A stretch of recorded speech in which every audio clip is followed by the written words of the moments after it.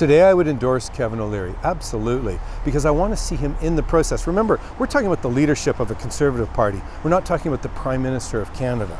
That's going to be a different conversation. We'll see how Kevin unfolds. I think it's going to be a two-person race when we finish, a two-man race, in fact, when it comes down to the finish of the Conservative Party nomination process.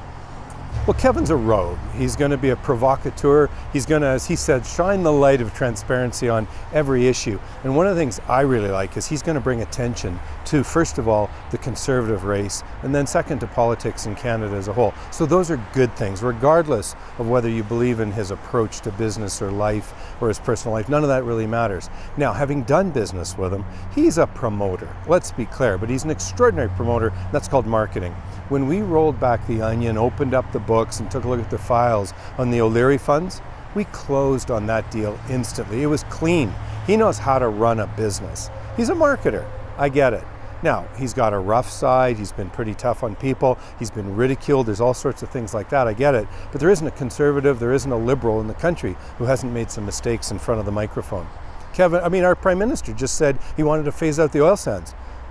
Where did that come from? What was he thinking? That would be the stupidest, rudest comment that Western Canada could ever have heard.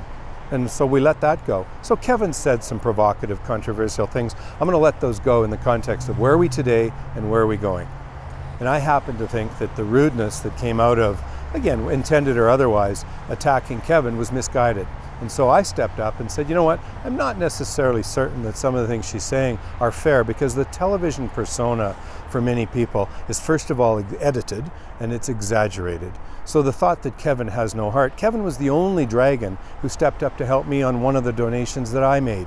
Kevin was the first check I asked for when we supported Breast Friends. Arlene was the last. I had to ask her about 4 times. So it seems wrong for either Kevin or Arlene to be sitting in judgment of each other. I'm on the outside, not running for office. I'm a businessman. I love poking every party. I've taken shots at Trudeau, at Notley, and of course at the provincial Conservatives and the federal Conservatives. So I'm free to comment.